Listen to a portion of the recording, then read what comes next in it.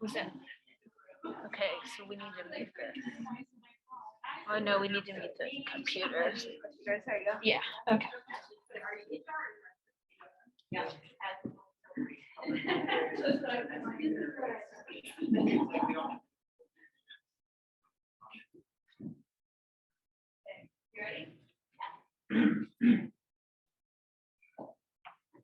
Good afternoon, everybody. Thank you for joining us today. You're in session 5, I believe it is. Let's make sure you're in the right session. We're joined today by Laura Fish, who's going to be your presenter. Just a few housekeeping things. If you need CEUs, we've transitioned away from our sign-in sheets, and we're using the QR codes that are on the table. These QR codes are different than the ones from this morning, so you'll have to rescan these and let us know what CEUs you need. And then if you don't need any CEUs, there is, again, the evaluation for the session that's tied to it. We would appreciate it if everybody took that. And okay, there we go. So without further ado, I'm going to go ahead and turn it over to Laura. So thank you. And let's get you. Oh, my. Can you guys hear me back there? Or should I use the mic? Maybe easier. Yeah. Yeah, you need to. I forgot about that. Now, how do I look at the people online if I remember to do that? So we have them back there, but if people online, we do have someone moderating the chat. So if you have any feedback, you can put it through the chat that way. So. Okay, and then how do I stick this guy on? Like on your waist? Yeah. There we go. Okay. Okay, can you guys hear me a little better even now? Wow, I am really loud and I'm sorry. My poor husband, we both work from home most of the time nowadays, and he has to serve me all throughout the house. I do get loud, so I apologize for that in advance. And I don't know what to do about that. So it looks like I'm a little frozen there.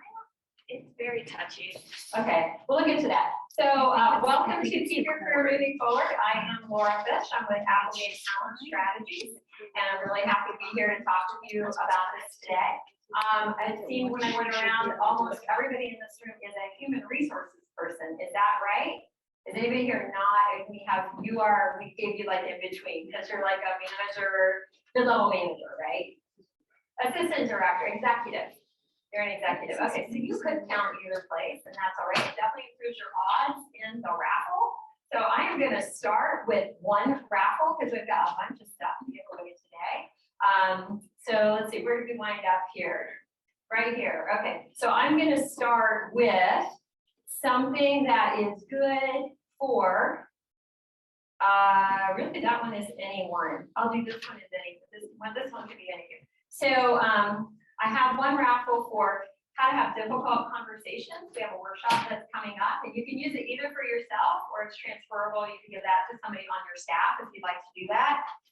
So I'm shaking them, but they don't really fix up in here. Okay, so let's see who gets one of those. We have Jean Franco. Come on down. You are the winner of Difficult Conversations. Thank you. Okay, and I'm going to do one more difficult conversations. And that one is Brenda Winner is the winner. Okay, and here you go. You're welcome. Okay, and yeah, it's pretty amazing. I don't teach this. My business partner, Andrea Applegate, teaches it. There's a lot of practice in that session. It's pretty cool. And so I'm going to do one more difficult conversation.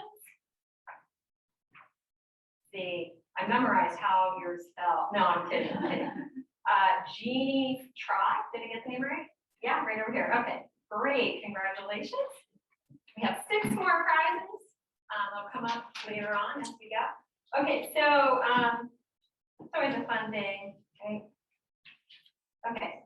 So I want to tell you a little bit about my background, where I come from, and why I do what I do. I would say that today, I'm principal consultant at Applegate Talent Strategies. We do organizational consulting.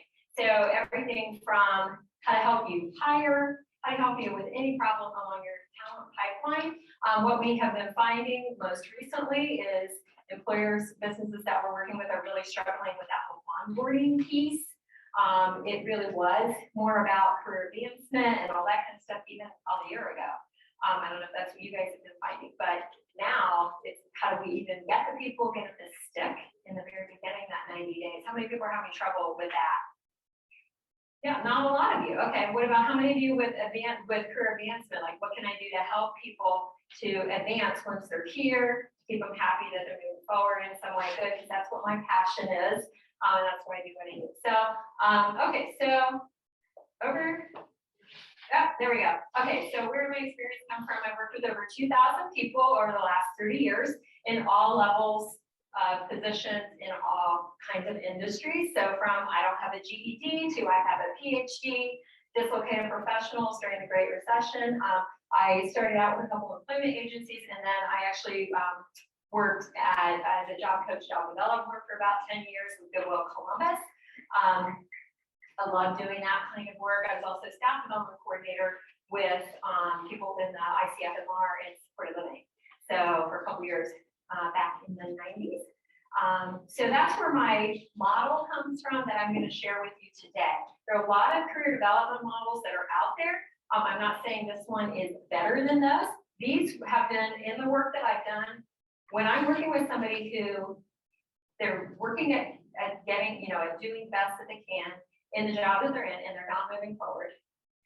If they were an executive and they got laid off, and then they got laid off again, what were the common threads? What were these things that people aren't doing or could do better? And how can people, because things are changing so fast all the time, it's really been kind of dizzying to me how quickly things are changing. What are things we can actually do to take ownership? And the people that we work with, what can we do to help them as well? What can we help them to focus on?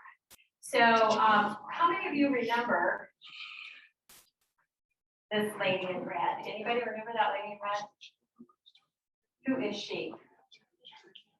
Who wants to say it loud and bold? Mary Tyler Moore, you win a prize. What's your name? Jim. Jim wins a prize. What do we have for Jim? Do you want a book about how to do assessments for your career, or do you want stay interviews about job retention? I'm just being. Stay interviews.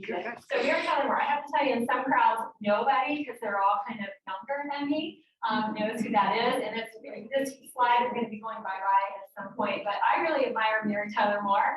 When I was a kid, she was somebody that I might like to be like. She was confident, she was independent, all these things. The person I really wanted to be like, career-wise, was the guy she's talking to right there. Does anybody remember the episode? Jim, you know what he did? He's a tax auditor. I turned. And I was like, ooh, I love math. Maybe that's something I could do, right? Maybe. But then I went to college, and it turned out that accounting was not my thing. I'm really good at like algebra, calculus, all that. Not accounting so much. I don't do it in my business either. My business partner said, it's not that I can't, but it's a little bit more of a struggle. So I changed, and along the way, as I mentioned, I went a completely different path. And I started out really in vocational rehabilitation and have continued forward. I did end up being an HR major, so I did have to make it through, business accounting and general accounting, financial accounting. But I went a different path. And this, and I'm very glad for it. The reason I do what I do is I believe that we all have our own strengths, our own abilities, and it's our privilege and our responsibility to use those for the greater good. And I think all of you here, you feel that way too. That's why you're working in HR.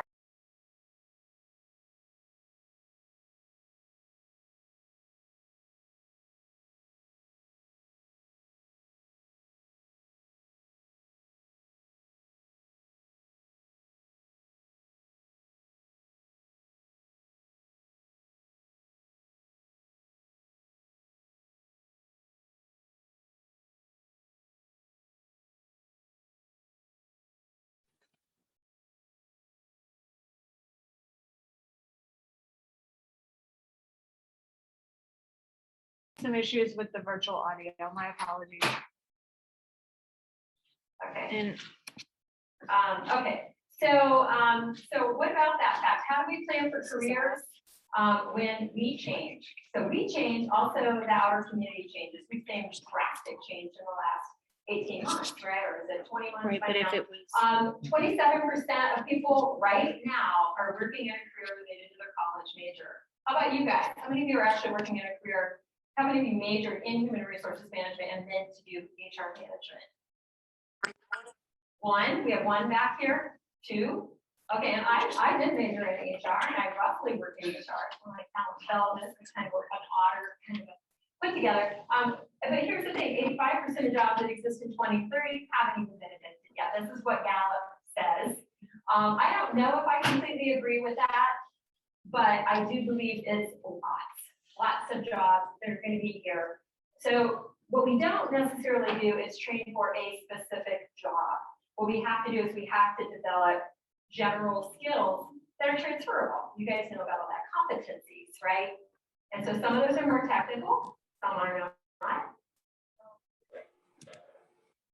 And I'm not clicking here. So I'm going to give you a simple gauge that you can use and you can easily, readily teach other people. If somebody comes into your office, hey, I'm kind of stuck, and you only have 5 or 10 minutes with them even to talk with them about this, it's a gauge that they can use, and it's a way that people can self-evaluate. So what I'd like you to do is there's a piece of paper on the table there, has a green dot.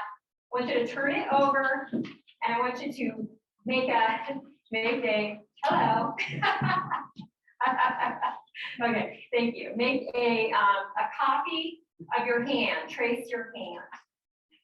Because this is your gauge you're going to carry with you all the time. Yep, on the back. Just trace your hand on the back. And why don't I just draw my own hand on there? Because your career is unique to you. It's not set in stone. So I want you to just draw around that. And this is going to be your gauge that you can always take with you. So you can know that you're staying on track, and it's a gauge you can share with other people. And how I will have you fill this in is each finger represents a different thing. Or how current, I've got that here at the pinky, current, connected, consistent is the foundation here, communicating, contributing, collaborating. These are simple concepts. You've heard all these words before. They're strewn throughout different models, but really, these are the ones. And I test whenever I'm working with a job seeker, and I do still work with job seekers sometimes who help me. I help with their career search. This is always what I'm always going through. For myself, this is what I'm always doing. I left my paid employment a couple years ago, and I had to ask myself, where am I at with all these things? So these are the things. And when I'm driving in the car, when I'm in the shower, I don't mean I do this every day, okay? Don't obsess about it. But you can kind of run through this. How am I doing with these? Current, connected, consistent, communicating, collaborating, contributing. When I run through this today, I'm like, ooh, communicating. I had a conversation with my business partner on Monday, and I felt like she might have wanted to say more than what I let her say. And so I want to make sure that so it's not a huge skill I need to bring up, but it's something I need to have awareness about. I need to make sure in the next week I address that with her.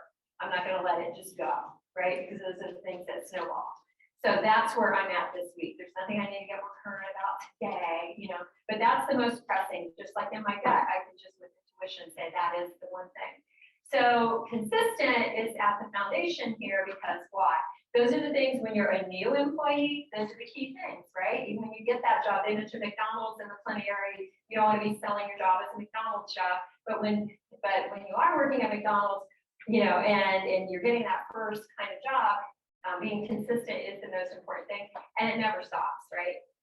Those kind of that foundation there. Being consistent, doing what you'll say, saying what you do. Are you doing that?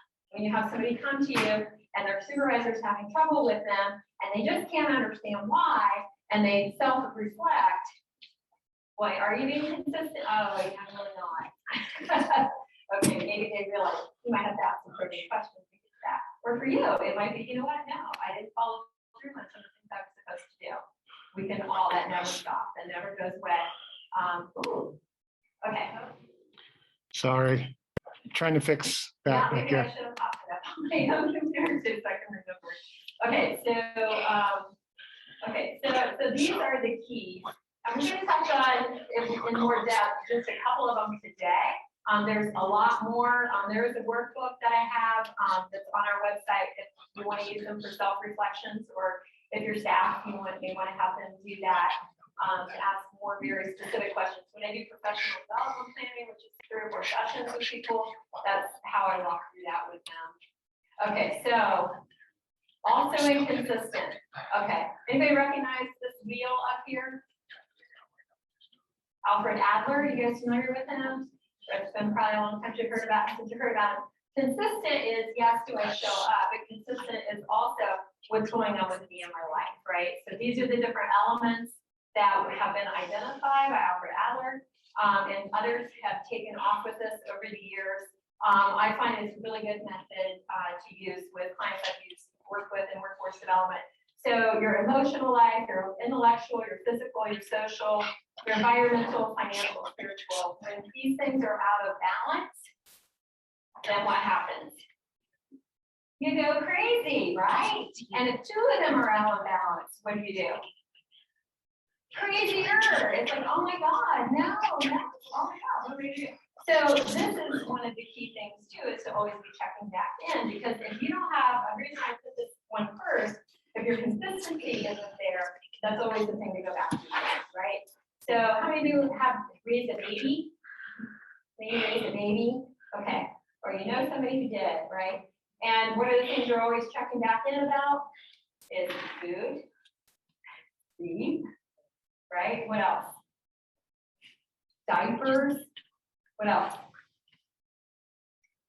This general environment, right? Usually those are the first answers, the first line of questioning, those very basic things. So that's always something to take a look at. And so I'm not going to give you tips on that today. I just want to point that out, and that's something that as you're working with your own employees, it's important too. Okay, so in terms of contributing on that item, you may be able to sit right here today and say, what's something I can do to be contributing more? Okay, I can tell you in terms of contributing, that's something that not everybody, it doesn't come natural to everybody. Have you ever noticed that? They don't really know. How do you do a little more? And a lot of times for your direct service providers or other staff, if you kind of can help coach them or coach yourself, what could I be doing that's a little bit more? Maybe they want to get in more leadership or something like that.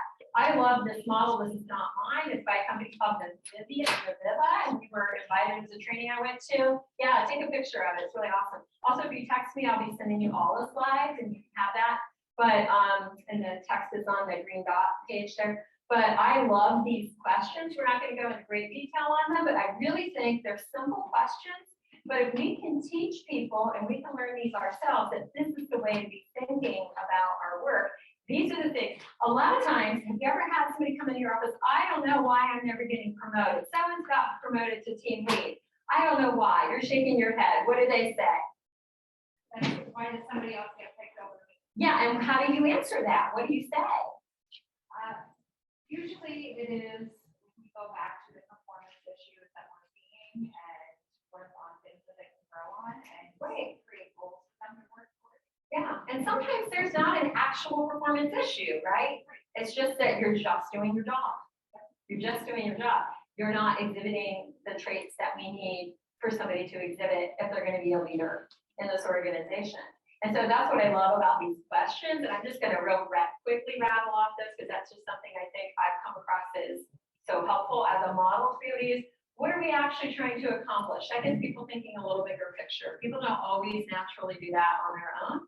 What's expected of me? How can I contribute? What are my priorities? Where do these fit? How is success defined?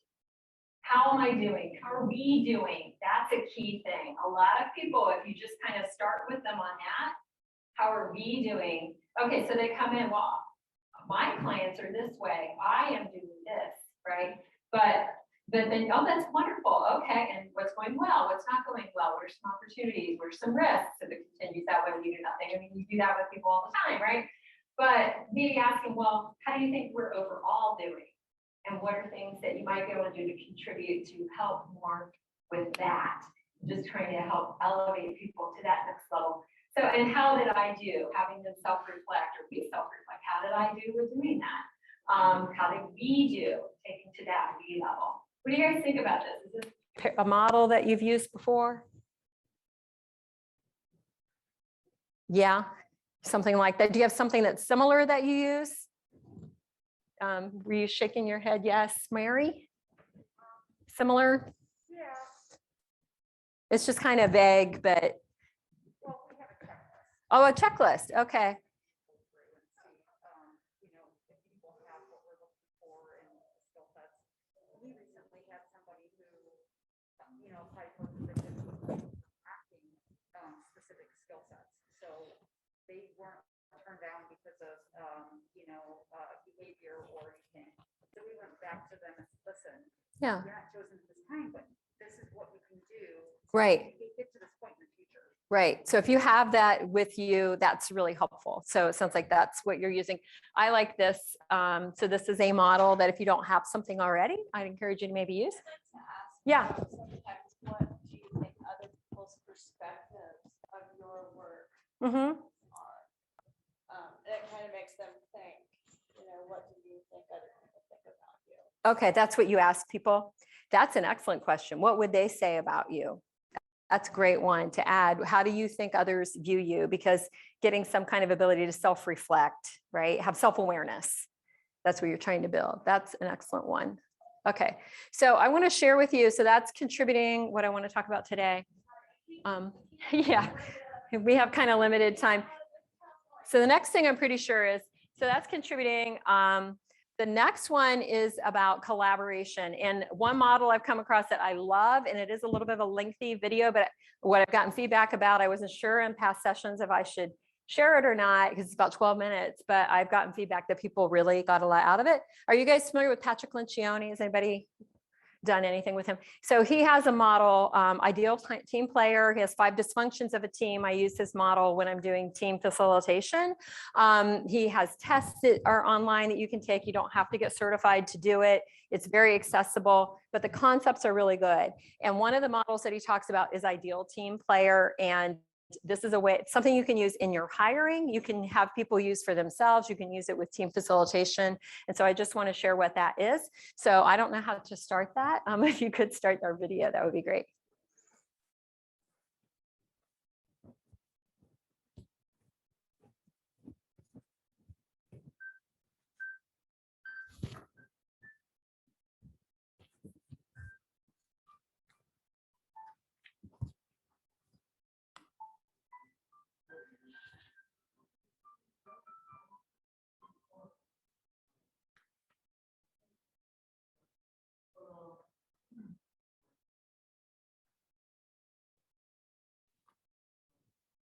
With that face that is usually covered by our phone, has finally made an appearance. That face would.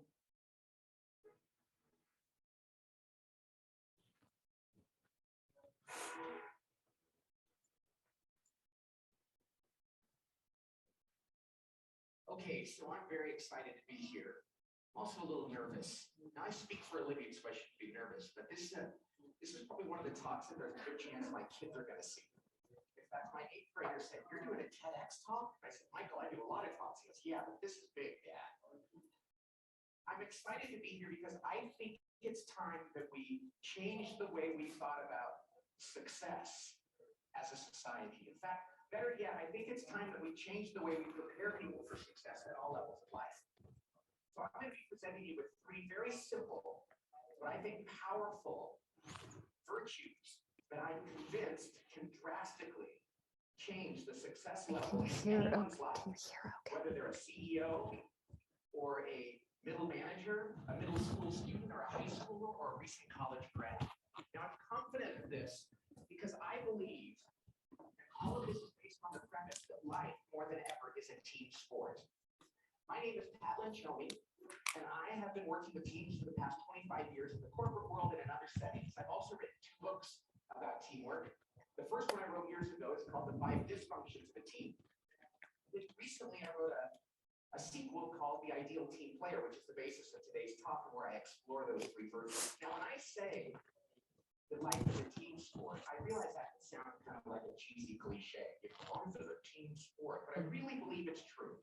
I mean, we take for granted the fact that in the workforce today, people can be on the same team as somebody that lives on the other side of the world, across continents and oceans and cultures and language. And that's largely because of technology. But when I started my career about 30 years ago, which isn't that long ago in the grand scheme of things, we couldn't even imagine doing this. But today, because of technology, people can work together in so many different ways. And as a result of that technology,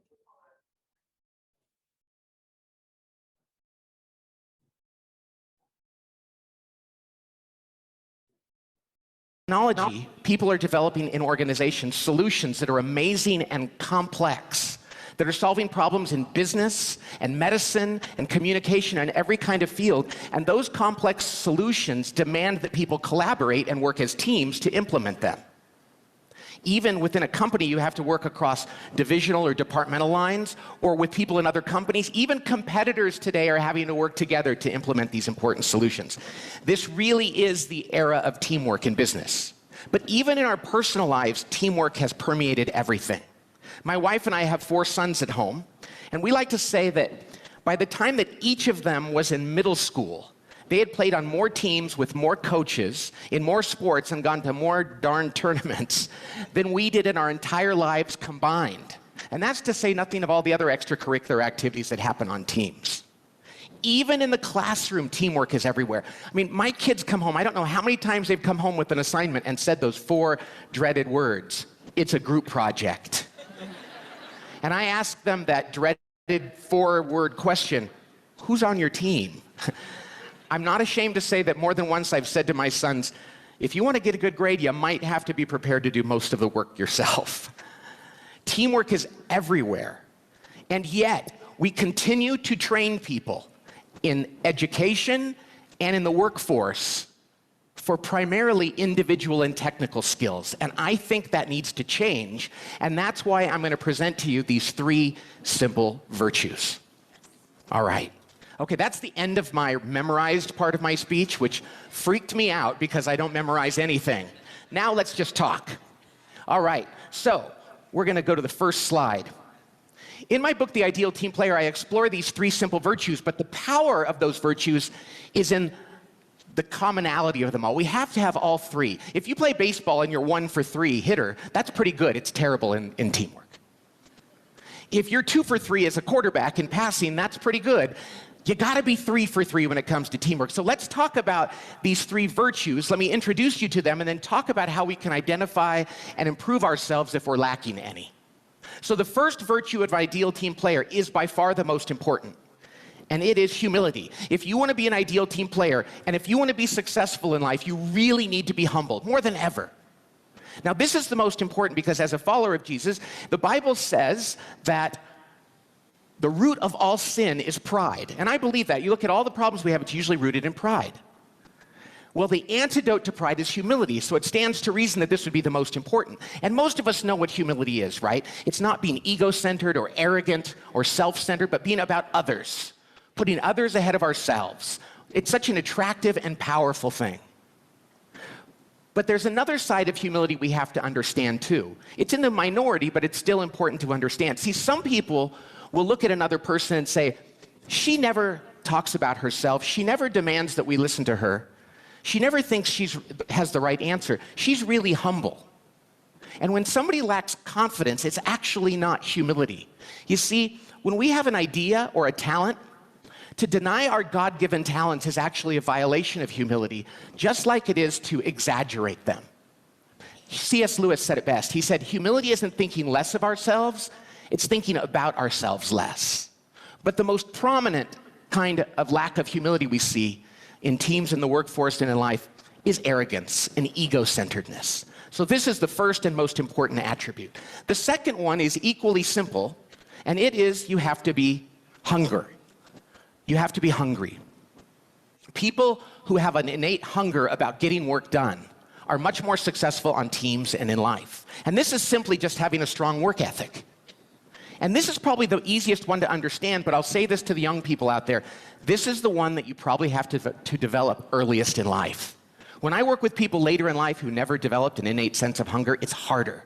And so I talk to kids in middle school and I say, do it now. Work hard at everything you do. This is not about workaholism, though. Workaholics are people who get their entire identity from their work, and that's not what I'm saying here. People who are hungry just want to go above and beyond, have a high standard for what they do, and never do the minimum. They never do just the minimum. Now, the third attribute of an ideal team player is what I call being smart. But it's not about intellectual smarts.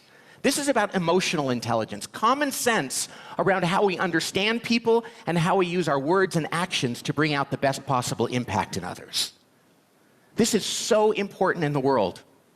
And you can develop this in life. Being smart is one of those things that people can work on and get better at. So humble, hungry, smart. These are the three simple virtues. But the key is that we have to have all three to be an ideal team player. So it's really important that we learn how to identify in ourselves and others when one is lacking. So what I'm going to do now is come up with some labels, which I want you to use carefully, for people that lack one of these in a very serious, egregious way. So let's take a look at those now. A person who is humble, the most important one, they think about others ahead of themselves, and they're hungry, they work really hard, but they lack smarts. They're not emotionally intelligent. We call this the accidental mess maker. Now, I have a lot of time for accidental mess makers. They're good people, they have really good intentions, but they kind of create problems that they're not aware of. They're like that dog, that puppy. I have a puppy at home, and they knock things over a lot, but they mean well, and they poop on the carpet, and you have to clean up after them. But because they mean well, you can whack them on the nose with a newspaper, and they come back for more. They have a great attitude. The problem with accidental mess makers is just you do have to clean up with them. They create a little bit extra work, and over time you kind of get tired of having to say, he's a really good guy, he didn't mean it that way. Nonetheless, of the three types that lack one of these virtues, I will take the accidental mess maker. The second one is also a very good kind. That's somebody who's humble, the most important one, and they're smart. They're good at dealing with people, but they lack hunger. We call this kind the lovable slacker. Now, lovable slackers, the problem is they're lovable. So they're really fun to be around, and they're good people, they're nice people, but they just do the bare minimum. They don't go above and beyond, and you have to constantly remind them to do more, and you have to kind of pick up their slack in an organization.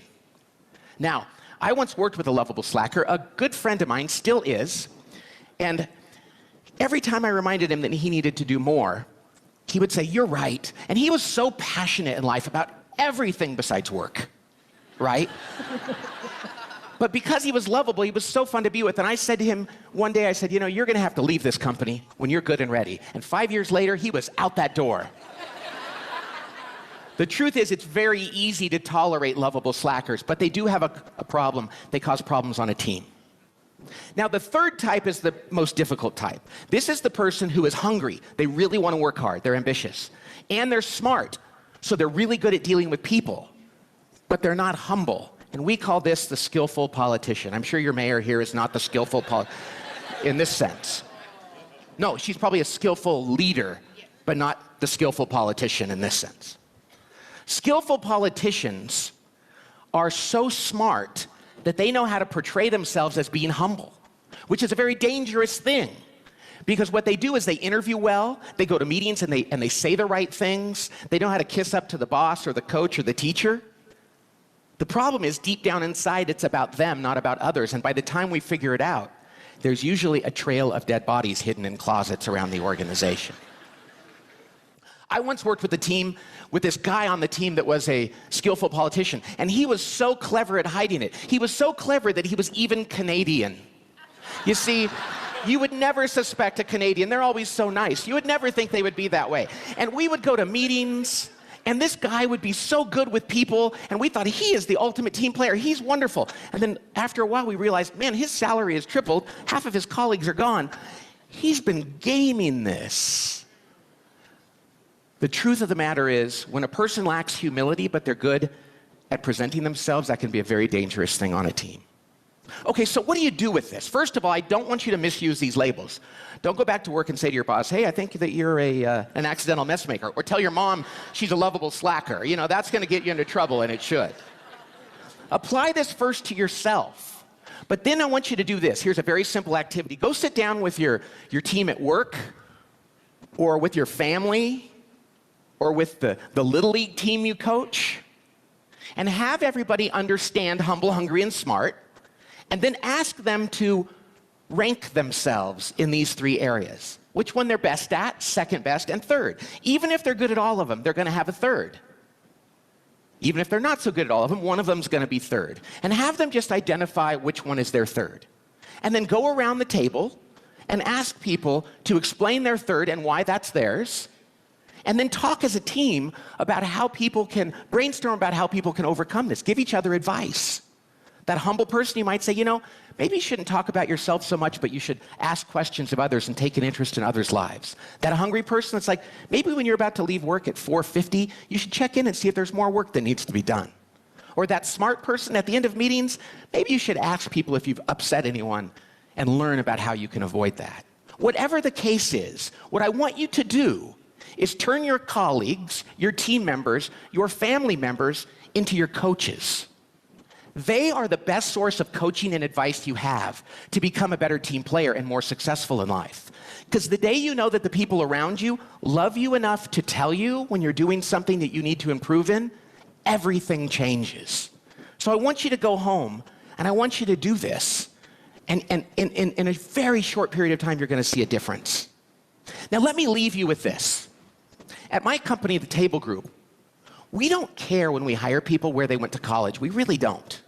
And we don't care about their GPA or their ACT or their SAT. The only 3-letter acronym we care about really is H, H, and S.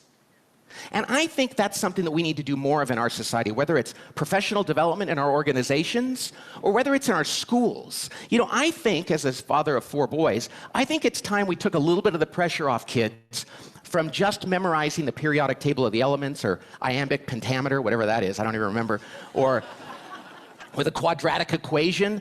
I mean, we have to learn those things, I get this, and kids should work hard. But I think we should actually give them things that they can control in their lives that are really going to pay off in their future. And we should teach them how to be other-centered, not self-centered. We should teach them how to work hard at everything they do, school and everything else, just because it's the right thing to do. And third, we should teach them how to be more adept interpersonally and emotionally with the people around them. See, I think that could make a huge difference in our corporations and in our schools and our families. And I really believe that the world would be a better place, and that our companies would be better places, our families would be better, and the individuals in society would be better if more of us were humble, hungry, and smart. Thank you, and God bless. Thanks for persisting through all of that. We are going to have, I'm going to turn all of you into coaches for each other. We're just going to spend about 5 minutes. So based on humble, hungry, smart, take a moment, reflect for yourself. What is your rank ordering for you? And then once you've come, so let's take a moment for that. And then once you've done that, if you could just share with a partner, what's your rank ordering? And then when you think about that, especially your third one, what could you improve? I know for me, it's what do I have to be wary of because of my top one. Does that make sense to anybody? My top one is hungry. Okay, I'm just going to tell you. And so I've always had to be careful because I know that the ideas I come up with in my workplace can sometimes be more than what other people want to do. And I have to keep in mind to balance that out. So, so that's one way to kind of think about it. So I just want you to think about it for a few minutes and talk with your neighbor.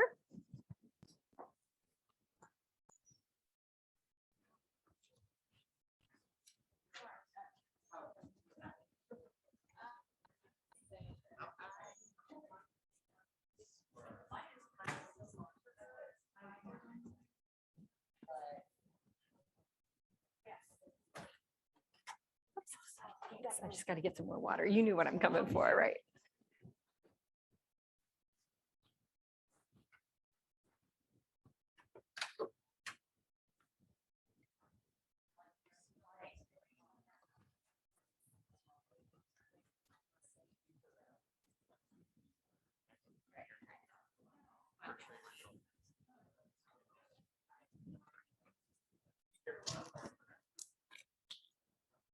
You need a partner. You want to, let's see, where can you come? I think she needs a partner back here. Yeah. Jocelyn, do you need a partner for this activity? Yeah, okay. Jim can help you out.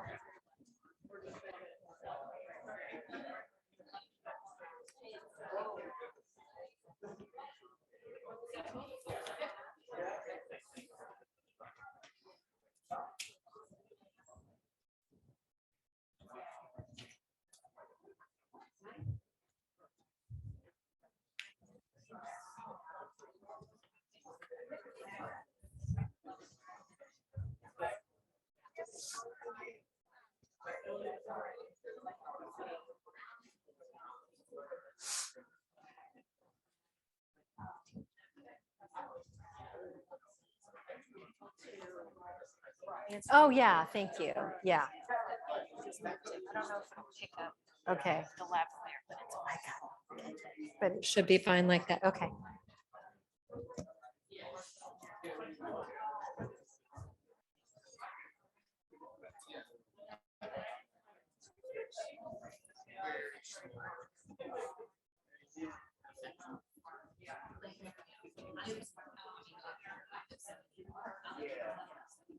Yeah, well, that's.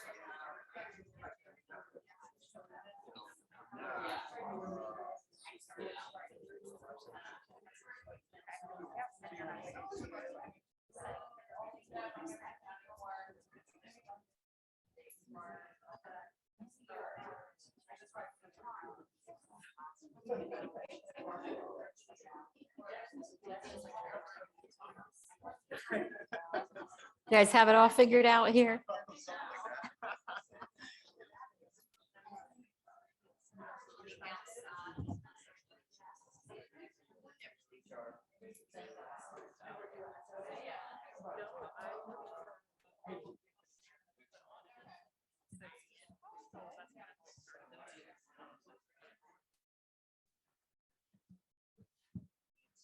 Okay, are most of you at least through the initial question? Yeah, okay. So who has something they recognized about themselves or were just reminded of in using this model? Anybody willing to share? I have a prize for whoever answers. Okay. That's not because of the prize, but And you are Mary from Welcome House. Can you guys hear that? Hello. Yeah, there we go. Okay. I ranked myself hungry as number 1, humble as number 2, and smart as number 3. And what could you do about the number 3 or the number 1? Be aware of. What do you need to be aware of? So on the number 1 side, I am very particular. I like things to be done a certain way. I'm also I don't like to take shortcuts. So I guess I need to be a little more aware of that when other people are working on a project or assisting. My way is not always the right way. And then on the smart, it's just sometimes everything's not black and white. And when you're working in HRs, I rank that as last because sometimes I find it's easier to talk through it. And so my boss and I are really good about doing that. So what do you mean by talk through it? we kind of talk about the situation, and sometimes someone else will think of something that you didn't think of. And so you're like, oh, well, you shouldn't address it that way because of this. And so I feel like I don't always know the answer, and I have to talk through it sometimes with somebody. Great. So what you're doing is you're looking at what are different possibilities that are different from how I would think about something. Yeah, that's awesome. And I'll get you your prize in just a minute. It'll be, what is it going to be? I'll give you a pick too. Do you want the stay interview training or do you want a career success workbook? Okay, great. Okay, so anybody else? A takeaway on that one? Anybody else want to share? We don't have to. We're getting kind of late on time here, so that's okay. Let me click through to our next guy here.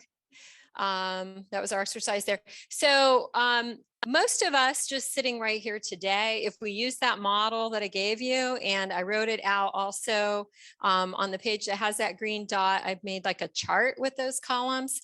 We know sitting here today, some things that we can do. Each of you, when you just self-reflected, probably know a thing that you can do or that you might want to look at addressing when you're coming up with a plan. So what I'd like you to do is take out that sheet, and we're going to spend a few minutes and just scribble into, some of those columns. And I left room that you could put up to 3 under each item. You don't need to fill all of them out. You probably should only wind up with 3 items on the whole page, right? Maybe 5 that are in the near term. And when I think about career planning and when I work with people on that, aside from that long-term career idea, but that nearer term is 12 weeks. What could you really be doing in the next 12 weeks? And I find that when I work with people in that way, they get new jobs, they get promoted. It's really pretty scary almost sometimes that happens. So think about in that next 12 weeks, when I look at current, connected, consistent, collaborating, contributing, what is something I could do to improve in these areas? Maybe there's a workshop you've been thinking about taking. Maybe there's a relationship you need to repair, things like that. So we're going to give you about 5 minutes to do that.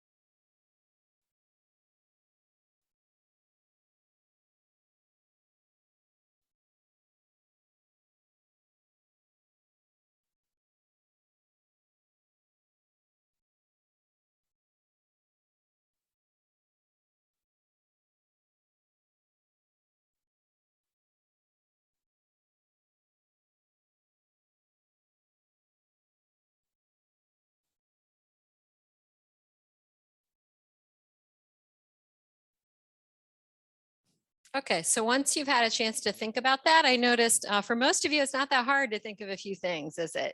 So why don't we take a minute or two and just share with a partner. And for those of you at home, I guess we don't have like a Zoom breakout. I didn't think about that to be able to let you partner as well, but you can maybe spend a couple more minutes on your own. But just share with a partner what you'd like to be working on and maybe see if the other person has any ideas for you.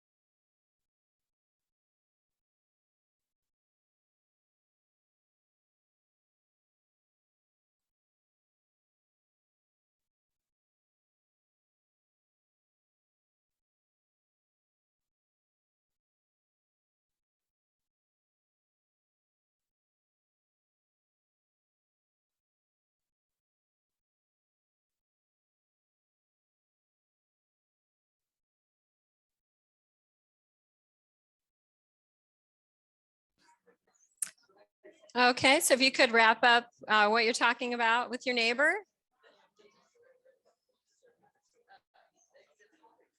Okay, so who can share what you'd like to work on in the next 12 weeks, even just one of the things that you think you could work on in the next 12 weeks for your career development? Communication with staff. Okay, and what do you want to do about it? What do you want to do about it? I want to figure out a way where we don't see our staff in and out every day like you would maybe in a hospital or in a long-term care setting. Okay. To make sure that they're getting all of the important information that they need to get, and finding an efficient way to make that happen. Either through a mass texting service of some sort or, some other way. Okay. So what could you do to set a process or steps for yourself? Like what would be achievable in the next 12 weeks? Researching some of the mass texting apps that exist out there, and finding out cost analysis, things like that, to see where we're at, and then maybe even do like a Survey Monkey or something with the staff to see if it's something that they would like implemented too. A lot of them will remember that they had like that remind service when they were in school, and things like that, and it's become very prevalent nowadays. So we just need to get a game plan together. Excellent. So that's a great example of a short-term goal that she can make for herself. And what's your name? Carrie. Carrie can make for herself. And you know what? This can be something she can put on her resume also once she accomplishes that, but hopefully it'll actually get better results in what you're doing. So that's a perfect example. So just really getting very specific. One little thing I just was remembering about, or two little things I've learned about since all of you almost are HR people today. It occurred to me, how many of you know that on the SHRM website, I'm an HR certified person, on the SHRM website, there's a competency assessment that you can complete. You get 1 credit every year that you take it, and it will help you fill in a whole professional development plan for HR competencies. How many of you knew that? Raise your hand.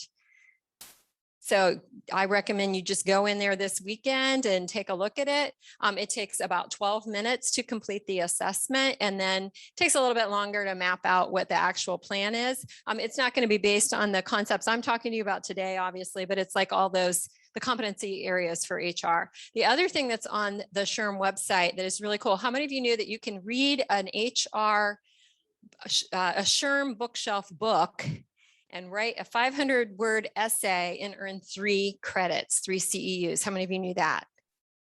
Yeah, you knew that? Have you done that? Okay, I did like 12 credits recently. I'm like, seriously? I can like read and get credits? This is really cool. So I recommend you do that. Just go onto the SHRM website if you're HR certified, SHRM certified, and just do that. And that's a great way. You pick a topic you're interested in and just do it. So okay, so basically, that's how you come up with like what I could do, and that's what you can help your staff do too, to what you could do. But what should you do? You probably have more things down there that you can get done in the next 12 weeks, right? Or that you can maybe even start on in the next 12 weeks. So the next thing I would suggest that you do is think about what your company's core values are. Think about, like, through those questions we were asking earlier, what is your team trying to accomplish? You did a great job over here saying, we have this organizational issue with communication. And so that helped you to prioritize which ones of these should I really work on first. That's going to help you move forward the most, right? And that's going to help you to capitalize on resources you have around you, as well as developing yourself. So think through what are your company's core values? What additional skills could you acquire that would increase your ability to fulfill the company's mission and values? But why would I have you start by looking at yourself first and not the company core values first, do you think? Any thoughts on that? Why wouldn't you just start with what the company needs? Anybody have a thought? Is that what you asked for, values? Values. Yeah, values are what the company's based on. Yeah. I mean, so everything needs to be based around the mission and values. Right. So. Right.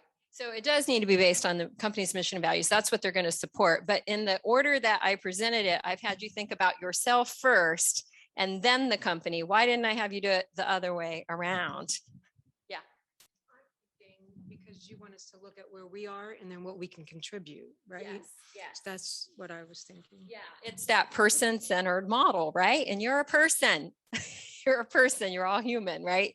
You're not just what the company needs. So think about yourself first, but then when it comes, that's my suggestion. Think about yourself first, because your career, you're probably not going to always be where you are right now, right? Probably not. Most of us aren't. Some of you are, but not everybody. So the more important thing is how am I managing my career overall? But then in terms of prioritizing, it's what's going to help the organization where I am right now. That's what I would suggest doing. So we're not going to have time to go through that right now.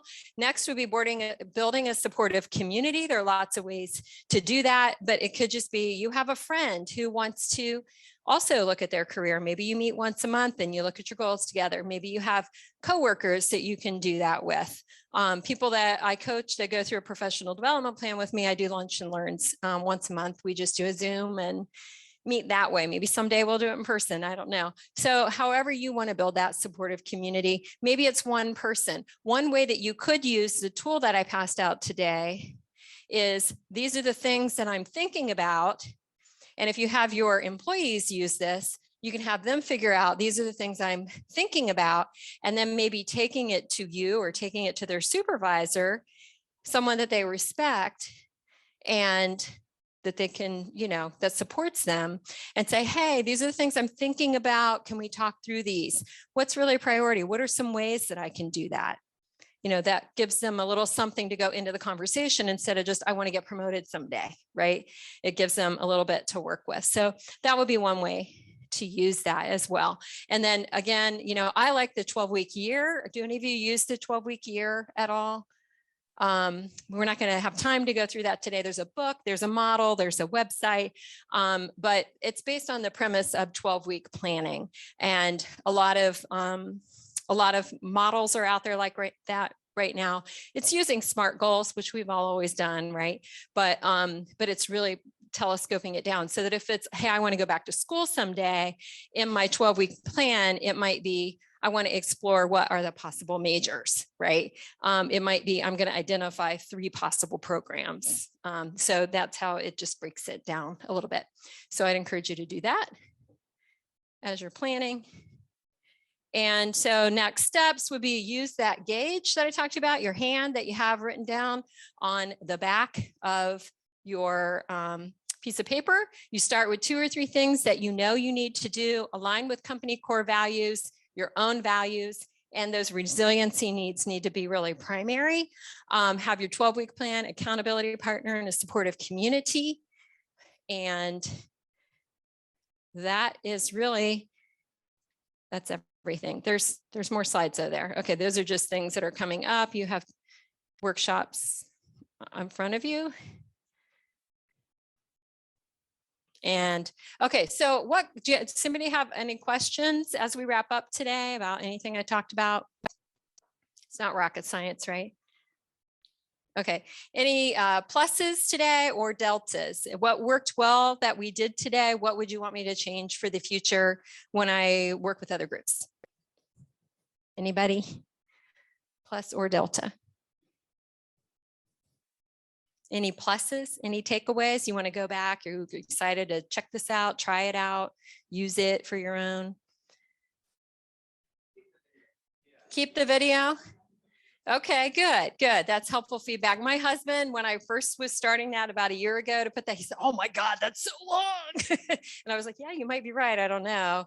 And I always kind of wonder while it's going on, but I think it's useful. What did you find helpful about that? I didn't find it that long. He covered a lot of ground in a short period of time, and you couldn't really cut it any short, and he made some good points. I tried to figure out where would I shorten it, and I don't know where that would be. Yeah. So, okay. Any other pluses? Anything else I should keep in there for sure? Anything you are going to use when you go back? This thing would be good to have a meeting with all of our counterparts, like all of our other coworkers, and to do the humble and the smart, and the humble and do that. I think that would be a good idea for a meeting, like maybe an icebreaker one day to talk about it or something. Yep. Okay. Is there anything I should take out? I was just gonna say, and that's also good to use in the future, like when you're considering leadership positions. When you hire, right? Yeah. Or Yes. if you're promoting from within. Yes, absolutely. Yeah. I think it's awesome language for that. And actually in his book, The Ideal Team Player, he talks about, it's like written as a fable. All his books are like written as fables. And he talks about like taking a leader out to lunch and these are the things that they're looking for, humble, hungry, smart. And it doesn't matter how good that person is. If they have red flags about those items, they don't hire that person.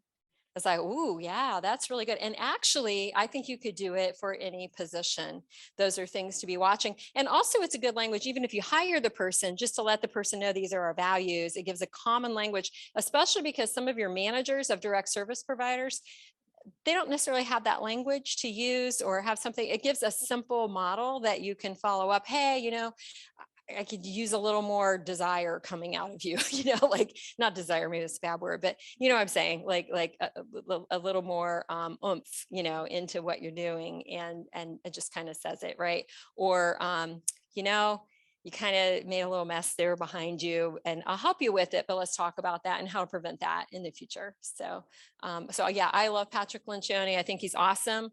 So hopefully what you can take away today is your simple model that you can use for yourself or others. And that is current, connected, consistent, collaborating and contributing, and just be looking toward yourself. And how are you doing with that and sharing that with others? I want to do quick giveaways last bit later here if you want any of these. I still have a couple. And anyone who wants realistic job preview for us to do an assessment of that, our business can come out and look at what are you presenting to people for your value proposition. If you want any help with that, I have cards up here that you can take to ask for that, or you can just email. Either way, I'm happy to do it. So let's real quick winners. Okay, so who do we have? So career success, did you get that yet? Okay, that goes to you because you were the only direct service provider. And then I have 2 more of those to give away. And I'm going to do James Bartnick. Where's James? That's you. Okay, career success. Okay. And then I have another career success workbook. And that is going to be,